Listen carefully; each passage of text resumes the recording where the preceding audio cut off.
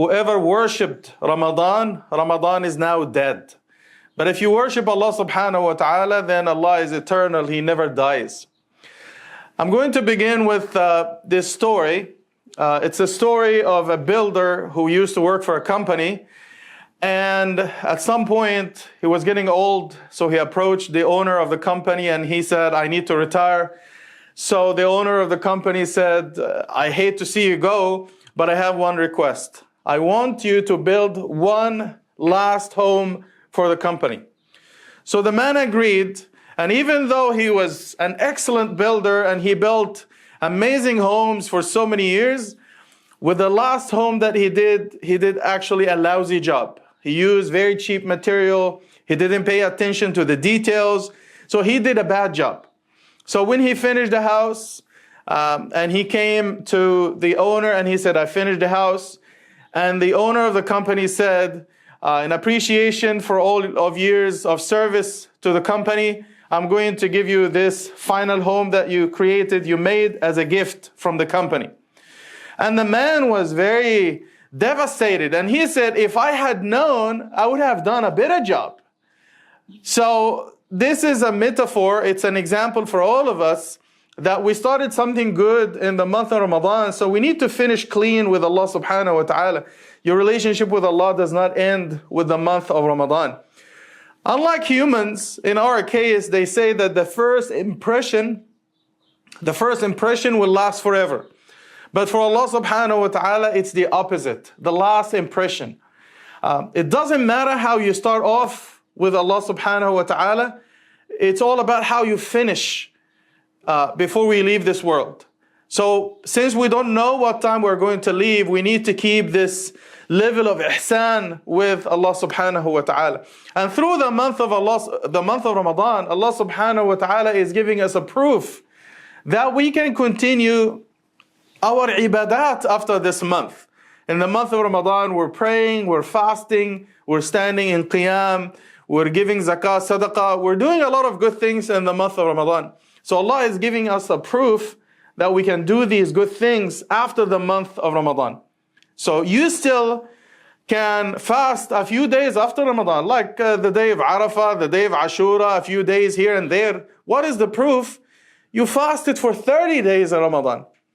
You still can give zakah, sadaqah after Ramadan. What is the proof? You did it in the month of Ramadan.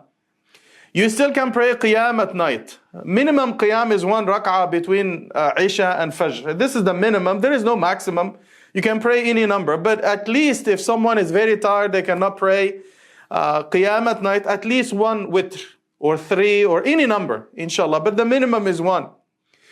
Allah is giving us a proof in the month of Ramadan that you can quit smoking. Those who smoke, what is the proof? You quit for 30 days in the month of Ramadan. From Fajr till Maghrib, you didn't smoke. So you are able to do it if you have the azima, if you have the will and the resolve, you can do it. I remember I was in South Carolina. I gave the Jummah Khutbah and I gave the same message. And this brother came to me and he said, why are you talking about fasting, about smoking? And he said, you shouldn't ask people to quit smoking because it has a lot of benefits. Smoking, this is what he said, smoking has a lot of benefits. So usually, subhanAllah, the most difficult type of da'wah is da'wah to Muslims. Doing da'wah to non-Muslims is easy. You tell them, Arkanul Islam, Arkanul Iman, khalas, no problem. Koi masla nahi. You do da'wah to new Muslim, you teach them how to pray, how to do things, no problem. But when you do da'wah to Muslims, especially those who argue and debate about everything, they make your life very difficult. So he came, he spoke for half hour about the benefits of smoking. He didn't give one benefit. And I told him, dude, in my village in Egypt, we say that smoking has 3 benefits. Number 1, burglars will never break into your house at night. So chores will not break into your house. Why? Because you will be up all night coughing. You cannot breathe. This is one benefit. Benefit number 2, you will not suffer from old age illnesses. Why? Because you will die young. And number 3, when you walk in the streets, dogs will never attack you. Why? Because you will age very fast. You have to walk with a cane, and when the dogs see the cane, they will run away. So these are the benefits of smoking. Just go home, relax, you know. So keeping up the spirit of Ramadan after is what Allah subhanahu wa ta'ala wants from us. And Rasulullah sallallahu alaihi wasallam said, أَحَبُّ الْأَعْمَالِ إِلَى اللَّهِ أَدْوَامُهَا وَإِنْ قَلَّ. The most beloved deeds to Allah are the ones that are consistent even if they are very small. We listen to Quran or Khatm, Taraweeh, Qiyamat, night in Ramadan or in your car. You can do the same thing after Ramadan. Maybe 5 minutes every day you can listen in the car, driving to Furqaan. You can listen in the car. If you don't have the time to read, you can listen, inshallah. So keep the connection with the ibadat, with the Quran, with Allah subhanahu wa ta'ala after Ramadan, just like you did in Ramadan. I know that it's not going to be at the same level. Yes, the level can go a little bit down, no problem, but don't close all doors with Allah subhanahu wa ta'ala completely. So now, I'm going to conclude with one lesson that we learned from the month of Ramadan. There are so many things, but just for the sake of time, one thing. Ramadan is all about sabr and discipline. Wallahi. This is the benefit. Allah says in the Quran, يَا أَيُّهَا الَّذِينَ آمَنُوا كُتِبَ عَلَيْكُمُ الصِّيَامُ كَمَا كُتِبَ عَلَى الَّذِينَ مِنْ قَبْلِكُمْ لَعَلَّكُمْ تَتَّقُونَ. To have taqwa, to keep Allah in mind, and to be able to worship, and to be able to do all these ibadat, wallahi, it requires a lot of sabr. It's not easy to fast for 15 or 17 hours during the month of Ramadan. Non-Muslims will ask you, not even water? No. No biryani, no water, nothing. From Fajr till Maghrib, nothing. This is not easy. Standing at night in Taraweeh is not easy. Wallahi, after you have a big iftar, you want to sleep, and you go to the Masjid for Taraweeh. Arab brothers do 8 rak'ahs and witr, 11 total. Daisies, they do like 22 and witr. This requires more effort. You guys are lucky or not Malikis. If you are from the Maliki madhab, 36 rak'ahs. You know, you think Hanafis, mashallah, we do like 22 or 23. No, Malikis do like 36 rak'ahs. Subhanallah, it requires a lot of effort and a lot of time. Waking up for sahur or sahur and fajr is not easy. Taking your kids to school during the day of Ramadan when you are fasting is not easy. Going to work or school and your friends are eating all the good food in front of you, they're drinking coffee or double or coffee in front of you while you are fasting is not easy. This requires a lot of sabr. So the ulama say there are different types of sabr. Sabr to avoid doing something haram, like Yusuf alayhi salam did, not falling for the seduction of the lady. This is sabr. Not taking revenge on his brothers after all the wrong they did to him. This requires a lot of sabr. Doing ibadah requires a lot of sabr. When something bad happens, this requires a lot of sabr. These are the 3 different types of sabr. So Ramadan teaches us to have sabr with Allah subhanahu wa ta'ala when it comes to ibadah. But sometimes, because of all is happening around us in the world, family issues, financial issues, subhanallah, like it requires a lot of sabr. And sometimes we lose this sabr when we are dealing with different people who make your life difficult, situation in Gaza, situation in the world, you lose your sabr. And we start complaining about everything. Subhanallah, people, you are driving and you are late for work and all the traffic lights for some reason turns red in front of you.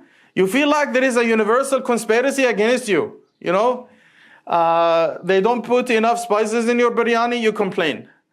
They don't boil your egg to your liking, you complain. We start to complain about everything when we lose our sabr. Working as an imam, I see how people, make your life difficult. And the imam job requires a lot of sabr. Wallahi. I'll give you one example.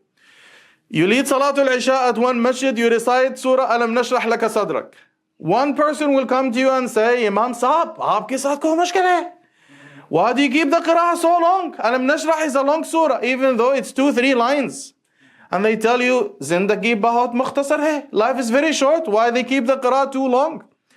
The guy next to him will come to you and say, Imam, Alam Nashrah is a very short surah. Ramadan is a very special time. You should have recited Surah Baqarah. like you don't know what to do, you know. You are very confused. They make your life difficult. And this is why a lot of imams die young. Heart attacks, blood pressure. So you need sabr to be able to live this life and deal with people. And wallahi, I try to find a lot of motivations. Of course, in the stories of the Anbiya, Ayub alayhi salam, Nuh alayhi salam, Hazrat Muhammad sallallahu alayhi wasallam. But one of the most remarkable examples I came across that taught me sabr was a brother that I met in Hamilton, Canada. It's about 30, 40 minutes from Toronto. So he was a new Muslim, brother Tom Yaqub. I met him in 2014. And this brother was giving a talk to the youth, and I was there, and his story is very depressing. And he kept a smile on his face the whole time. And he said he accepted Islam in 2011. Tayyib.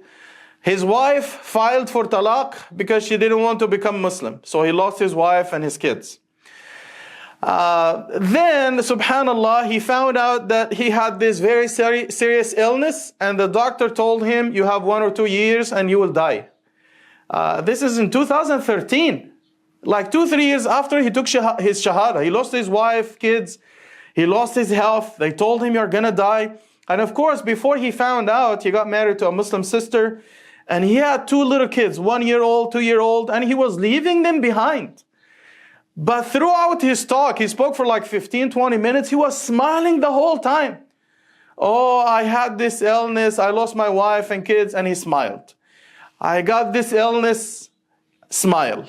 I'm going to die in a year or 2. Big smile. I'm leaving behind 2 little kids, 1-year-old, 2-year-old. And big smile. And I went to him after the talk, and I was very annoyed by his smile, because his story is very depressing. I'm a funny guy. I like to share jokes. I like comedy.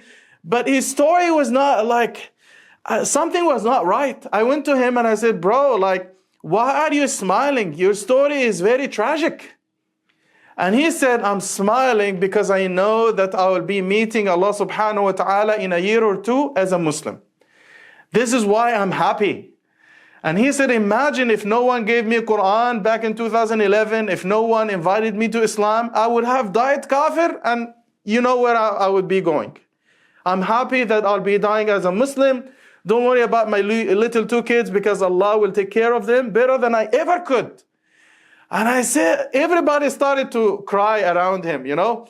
What kind of iman and yaqeen is this? This guy, subhanAllah, is the different level of iman and yaqeen and sabr. So now when you think about traffic light turning red in front of you, in comparison to what happened with this brother, your issues are very small, they are insignificant.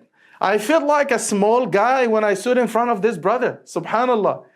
Your issue is not putting enough spices in your biryani, not boiling your egg enough. These are non-issues. So subhanallah, always think about examples like this. They will give you sabr. We have no issues, alhamdulillah. We have a place to stay. We have a job. You have a family. You have everything. You are one of the lucky few in this world. There are people who cannot go to the masjid and pray because somebody will bomb them. They lost a family member. They lost their parents. They lost their relatives. I know some people, we read in the news, some people lost their 45 family members. They lost their house. They lost their farm. They lost their job. They don't have anything. But they still have the hope. They say that Allah is there for us. What is your issue? So always think about the example of brother Tom Yaqub, rahimahullah. He passed away actually 2 years later. He passed away in September 2016. And thousands of people showed up for his funeral. About 10, 15 imams came for his funeral. Subhanallah. Because when he found out that he was going to die, he was traveling to different masajid, telling people, do da'wah to non-Muslims. Look at me. I could have been one of those guys who didn't, accept this. Look at my example. I think this is a big motivation for all of us to work hard in the field of da'wah and make sure that everybody hears about the message of Islam. Our job is to convey, not to convert, because hidayah is in the hands of Allah subhanahu wa ta'ala. We ask Allah subhanahu wa ta'ala to give us the best in this life and the best in the life to come. Sallallahu min fadli.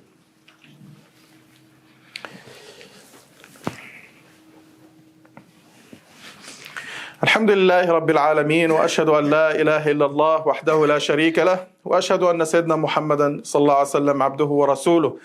So as I said, the story of Brother Tom Yaqub gives us a lot of motivation. So when I feel down and drained and people make things difficult for me, I always look at the example of Brother Yaqub, and it makes me feel better knowing that Allah subhanahu wa ta'ala will always be there for me and He will give me the reward for my patience and hard work. I remember in the village they used to tell us the story, and there are two versions of this story. One version is told by the brothers, and one version of the story is told by the sisters. So they say that the brothers, there is a brother, he kept a picture of his wife in his wallet. And the sisters say that there is this sister who kept a picture of her husband in her purse. So the brother, every time he had a problem in his life at work, he would take his wife's picture, he would take a look at it. And the same for the sister, whenever she has a problem, this is the other version, she has a picture. Every time she goes through a problem, she will take her husband's picture and she would take a look. And her friends or his friends asked him at work, why every time there's a problem, you look at your spouse's picture? He says, because when I look at the picture, it makes me feel good. Why? Because this is the biggest problem I have in my life. Once I take a look, it makes all of my other problems feel very insignificant, very small. Okay. So this is the spirit, inshallah ta'ala. I'm going to finish, inshallah, with this amazing, profound hadith from the Prophet sallallahu alaihi wasallam. It's a hadith in Sahih Muslim. يؤتى بأنعم أهل الدنيا من أهل النار فيغمس غمسة في النار. So one of the people who are going to Jahannam, those who enjoyed life to the fullest in this dunya, all the dating, all the drugs, all the women, all the everything, kuffar, he is bound for Jahannam. So in hadith Sahih Muslim, Allah subhanahu wa ta'ala will dip this person once in Jahannam. He enjoyed everything in this life to the fullest. There was no haram for them. Allah will dip them once in Jahannam, like 1 second, and He will take them out. And He will say, Abdi, har ra'ayta na'iman qat? Did you ever experience any pleasures in dunya? Did you enjoy anything in dunya? And after this one dip in Jahannam, they will say, La wallahi ya Rab, ma ra'aytu na'iman qat. Ya Allah, I had never seen any blessing or any pleasure or any enjoyment in dunya. They will forget anything after the first dip in Jahannam. وَيُؤْتَى بِأَشْقَى أَهْلِ الْأَرْضِ مِنْ أَهْلِ الْجَنَّةِ. Then Allah would bring someone who is going to Jannah from the believers who suffered a lot in this dunya. They lost beloved ones. They suffered, they struggled. They raised kids. They had to work in difficult circumstances, in the cold, in the heat. They were out in the streets trying to provide for their families. They were trying to do good. And a lot of people gave them hard time for no reason. Subhanallah. Maybe their color, their language. I don't know. People make things difficult for them for no reason. And Allah will dip that person in Jannah for 1 second and will take them out. And Allah will ask him, did you see any difficulties, any challenges in life? And this person, they will say, La wallahi ya Rab, I didn't experience any hardships in life. So we ask Allah subhanahu wa ta'ala to make us among the people of Jannah. May Allah subhanahu wa ta'ala bless us with sabr. And may Allah subhanahu wa ta'ala make it easy to connect with Him in Ramadan and after Ramadan. May Allah subhanahu wa ta'ala accept our ibadah in the month of Ramadan, our fasting, salah, qiyam, sadaqah, zakah. And of all of our ibadat, Ya Rabb, may Allah bless our families. And may Allah subhanahu wa ta'ala bless our children and make them good Muslims. And may Allah subhanahu wa ta'ala guide people to Islam through our efforts. Ameen ya Rabb al-Alameen. We make a special dua for our brothers and sisters in Palestine and Gaza. May Allah subhanahu wa ta'ala protect them. And may Allah make it easy for them. The same for our brothers and sisters in Syria. May Allah bless them with tawfiq and success. Our brothers and sisters in Lebanon, in Iraq, in Yemen, in Sudan, in Kashmir, all Muslim countries, Ya Rabb al-Alameen. May Allah give izzah to Islam and Muslims. Ameen, ameen, Ya Rabb al-Alameen. Wa sallallahu ala Sayyidina Muhammadin wa ala alihi wa sahbihi ajma'in. Wa aqim as-salah.